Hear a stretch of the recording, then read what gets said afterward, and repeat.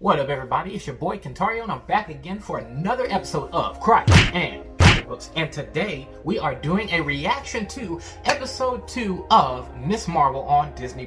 Now, before we get into this reaction video, I must let you guys know that if you're not already, please make sure you go and hit that subscribe button if you're not already subscribed to this channel. And if you like the content that I'm producing, especially this video right here, hit that like button for me. And if you have any comments or questions that you would like to ask in regards to this video, let me know in the comment section, and I will do my best to respond to you guys, because I love hearing from y'all. Now, let's get into this video. As in reacting to episode 2 of Ms. Marvel, I must say, they do such a good job of pulling you in to the story. I take the ball, I bounce it. That being that it starts out with, since Kamala just got her abilities due to the bangle, which I just learned that's what that was. I shoot, I miss it. It's not a bracelet, it's a bangle. So the bangle that she put on, allowing her to use her powers and to save somebody's life, really gave her a confidence boost. Psych! I switched it! And in her having this confidence boost, she gets her trademark classic walking through high school, you know, I'm awesome, I know what I can do now, but you guys don't know, but I'm the best in the world. That feeling, you get that montage, and I love it. Me personally, I love seeing that, because it's tapping back into, and that's what I love about it as well, is tapping back into what we kind of didn't get to see with Tom Holland when he first got his powers, or when he first saved someone, and being able to celebrate that and enjoy that. We're getting it more so from a female perspective, and that's what I enjoy about it, because if a girl was in a situation where she could be a hero and step into that, and she's a high school girl at that, I wouldn't be surprised if the reactions were the same. And so we're getting that right now. And that's what I loved about episode 2. We got that montage. We got to see where people are talking about Nightlight, as they call her. That's her superhero name, according to the people. The people that don't know her real superhero name, they call her Nightlight. And she don't like the name. But, I mean, it makes sense. Since y'all want to change people's powers and stuff, call her Nightlight. Shoot. Like, it works, in my opinion. But she's hearing people talk about her what she's done, and how she saved Zoe, and Zoe's hyping her up, and Zoe's thinking she's all special, but everyone wants to talk to her about it. Whatever, you know, that kind of thing. You're getting all of this, and even more so, being that now she has the bangle, she wants to, you know, better control her powers. So what do we do when we want to get into controlling our powers and becoming stronger? You know, training montage. She hits a training montage. Her and Bruno start training together. He has the technology to do that, but he uses an iPad to track her vitals and everything while they're training, doing different techniques, doing a better job of being able to summon like these little platforms, I guess you could say crystallized platforms, that she can use to step on, being able to do blasts. She's able to do stuff like that. So I think that's something that was also awesome, because who doesn't love a good training montage when a character just taps into their powers? We do. I love that about the episode. That's nostalgic for me, because that's what made me fall in love with Spider-Man in the first place. You know, that connection, man. If I was that same person, that's what I would be like. Yes. So that's what we're getting, but for young women. Because young women, as we can see, with them hyping up female superheroes now within this, by the end of the last phase, even now what we're getting into in this current phase, let's celebrate women being superheroes. What did he say? The next thing I want to hit on that they did that changes what I was thinking they were doing from the first episode. They did two things, as a matter of fact, but that first thing I want to speak on is that they did in fact bring into this her religious views. And what I mean by that is they talk more about, you know, the Muslim practices. They talk more about the festivals that they have. Them going into a mosque. Even this group that we saw at the end of the first episode that are actually hunting her, which we'll get into a little bit later, they're like considering the fact that we can't just bust up in that mosque. That will cause problems, being that the FBI is watching. They say something along those lines.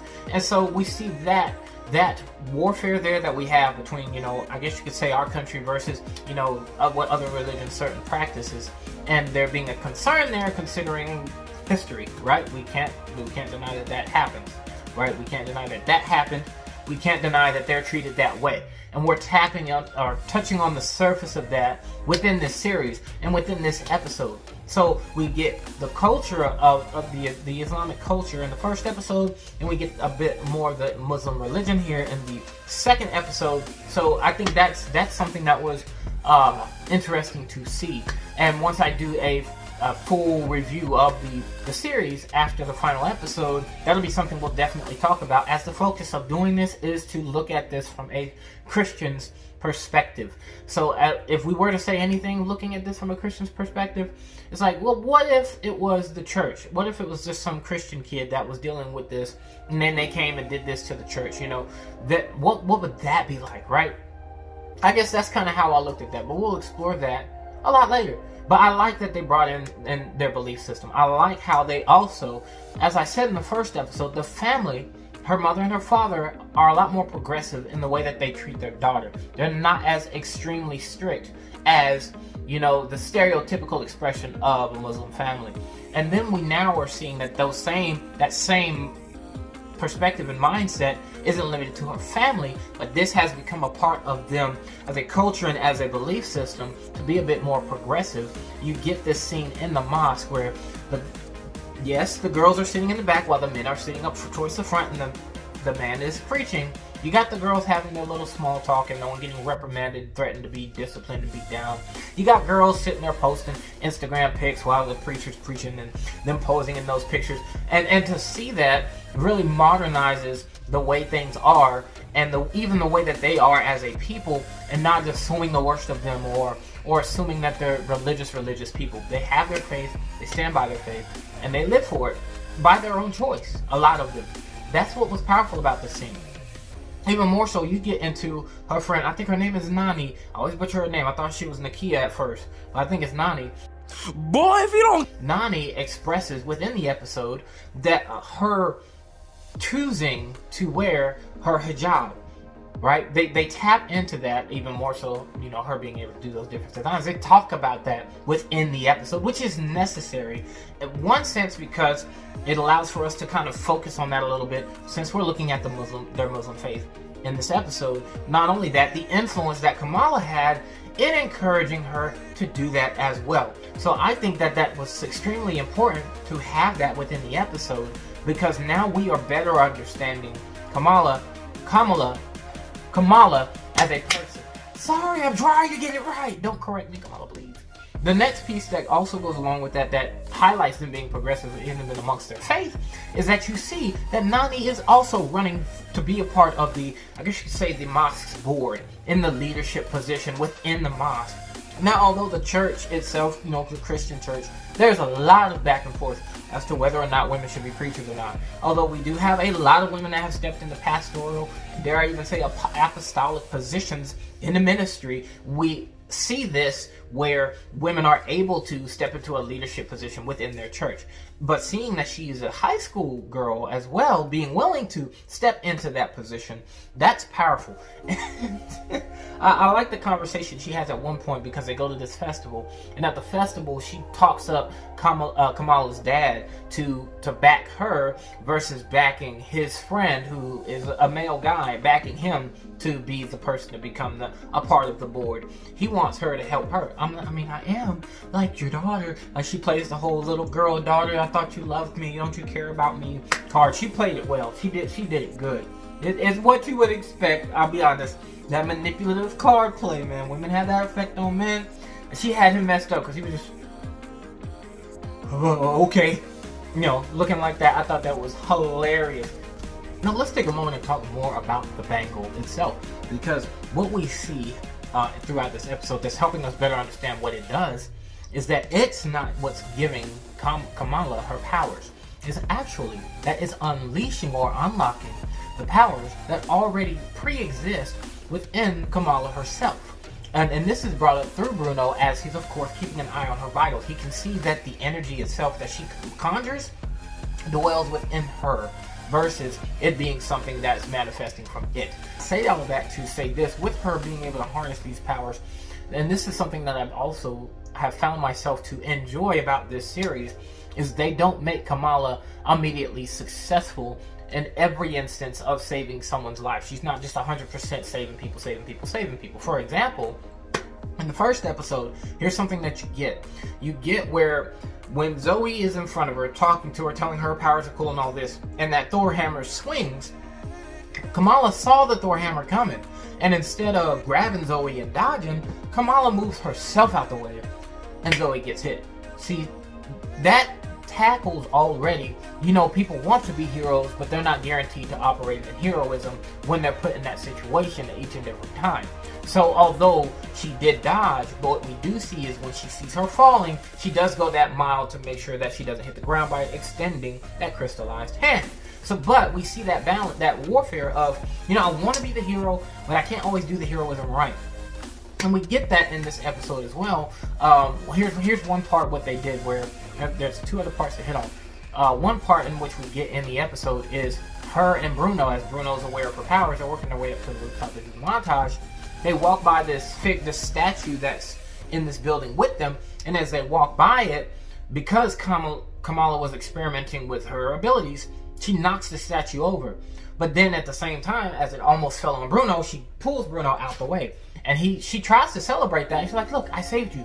And he's like, yeah, you saved me from something you caused in the first place. And that's what we kind of see, that battle of, you have your part in this where you're hitting and missing. And then we see that at the end of the episode as well, where a young boy is hanging out of a window, hanging on for dear life. She musters up the courage, puts on her Captain Marvel suit, and runs up there to save the kid. And she's slowly working her way up there, struggling, but she's trying, and she's putting in the focus.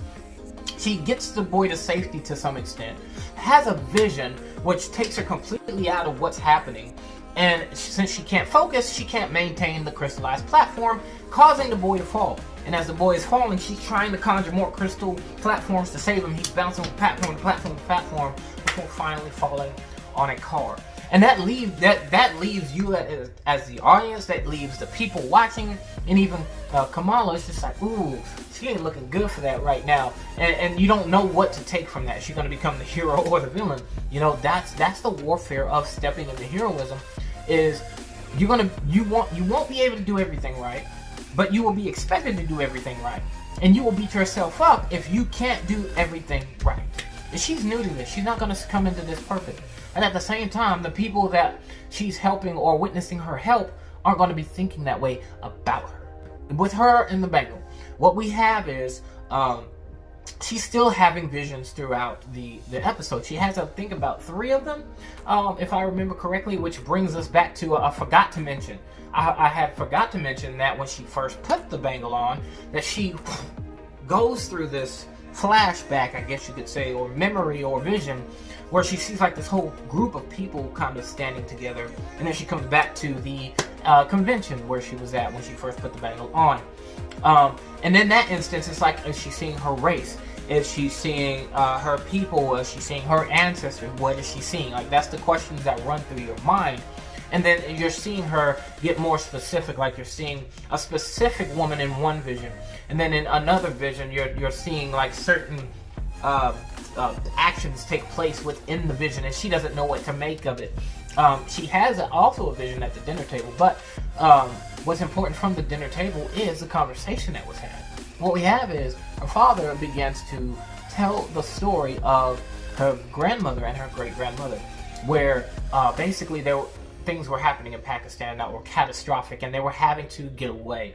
And then needing to get away, her grandfather and her great-grandfather had lost her great-grandmother as well as her grandmother, of course, so the daughter. So the great-grandfather makes it to the train safely, which is what they were trying to escape to, was the train. And as the grandmother is trying to find her father, she sees what she says is like a starlit road leading to where he is. And she follows that to get to where he is, which immediately clicked into my mind. Just as Kamala can conjure those platforms that look crystallized star-like forms, that's what the grandmother saw and followed all the way to where the great-grandfather was. The thing is that the great-grandmother was never seen or found since that incident. No one knows where she went. No one knows what happened to her. Even more so because of this story. This has traumatized Kamala's mom. So Kamala's mom doesn't like to talk about great-grandma. No! No! Kamala's mom barely wants to say too much about her own mom. We see that there is a family dynamic of struggle. Guys, I'm telling you, when I do this review, I am going to tell you guys why Miss Marvel is a reiteration of Turning Red. I'm going to tell y'all that right now. That's what this is. It's a reiteration of Turning Red. I'm going to stand by it. You're going to see it here in a minute. I'm telling you, that's what we're seeing. That's what we're seeing. Anyway, but we see that happening, right? And we believe that plays some part in some of the visions that she's seeing. Is she seeing the great-grandmother? Is she seeing other family members? Like, what is their role in all of this? Okay? And she even goes to this festival, which I will have the name of it, the purpose of it, and all of that in my review. She goes to this festival, and in the festival, although her mom is like, don't talk about great-grandma, she's sneaking and asking, like, why is she forbidden? Why can't I talk about so-and-so? And she's asking the people at the festival, and these older ladies are just like, we heard that she did this. We heard that she did that. Some people believe she did this. And they're kind of dark, mysterious, or evil stuff that people have heard rumors about over time versus it being the actual truth. So you're kind of left with this mystery of, well, who's great-grandma? Who is great-grandma? Was she really that bad? We don't know. We want to know. That's who... We as the audience here, we want to know. But at the festival, we get more into that, that family dynamic. She's searching to try and understand, well, what is going on with my family. Now, this leads me to the last point in which to bring up in regards to this episode. It's going to be talking about the group, as well as a man by the name of Cameron, who ends up going to her school, and the relationship there. But the group that showed up in the post-credit scene at the end of the first episode turns out to be what's known as damage control. Basically, they're looking for anyone that has superhuman abilities and to manage that. And with damage control, they see her as a problem versus seeing her as someone they can partner with, which is what I suspected at first. Like, hey, we have a team that wants to bring in superheroes and make a new superhero kid team. No, they're trying to capture them and interrogate them and imprison them because they see them as a problem versus seeing them as good people. And I'm like, holy crap, this is getting out of hand. So that's why I was kind of feeling, because she saved that boy, right? In a very not the best way, I'll be honest. She did not say that in the best way. But she, as she's running away, she ends up getting attacked by these drones. They start shooting at her. She's having to block it and blast at them and jump over them. And then damage control pulls up in their vans and they're like, freeze, no. And they're about ready to shoot at her. She's like, what? Oh my gosh. And she makes her platforms, gets over them, blocks some of their shots, and falls over the car. Okay, we're going to come back to this scene because a new kid started coming to the school, who I just mentioned, named Cameron. Now, Cameron looks to be, he has an accent. I think he sounds Australian. What do you mean by that? I think, but he is a darker complexion. He does look as though he could be a Pakistani gentleman, even though he has this accent. But him and Kamala actually start building a close relationship, where he seems like the mysterious pretty boy new to the school, where everyone's gawking over him, even after he just did this cool flip at this pool party. He ends up focusing more on Kamala, and they start talking more. He offers to teach her how to drive. They all go out and go eat together, and we see all of this happening between them, and it's just like, oh snap. What about Bruno? Like, I promise you, I was tripping. I was so mad because I'm a Bruno. I root for Bruno. Bruno deserves respect. This man pays attention to her culture. He pays attention to Kamala. He makes sure that Kamala's alright, gives her advice, tech support, supporting the family with tech support. Bruno is that dude. And here comes this Cameron guy that's looking pretty, and now he's got all of Kamala's attention. I'm like, we nerve brothers can't win. I promise you, it made me so upset. But I digress. Losing my mind. Let me calm down. Rewind. I did not mean for that to rhyme. I don't even remember what I said. But Cameron's trying to get real close to Kamala. But it turns out, right, what ends up happening at the end of the episode, when she flips over the damage control's vans and falls on her back, Cameron pulls up in his car to pick her up. She hops in the car, sees Cameron, and we're sitting there like, wait, how did Cameron even know it was Kamala? How did he know she would be there? What? I'm confused. But then we see in the back seat that the woman that she was having visions about was sitting in the back seat. And it turns out that that woman is, in fact, Cameron's mom. And so it seems as though he was actually doing some spy stuff off the jump. We weren't too happy about that. Like, what? Oh, you trick our girl. You dirty. I'm happy for Bruno, though. But you dirty. You dirty for that. Anyway, but that's the end of the episode, and that's the end of the review for this episode. It seems as though we done sparked up some more mysteries. It seems as though we have ourselves an enemy due to misunderstanding, and it looks as though we're probably going to find out more once we go to episode 3. So please tune in, as I will be posting my reaction to episode 3, being that this is of course going to be coming out almost 2 weeks late. Alright, thank you guys so very much for joining me. Again, I want you to let you know, subscribe, like, and comment to this video. And if you're not already, you can go ahead and follow me on TikTok as well. So thank you guys so very much, and I hope you have a blessed one.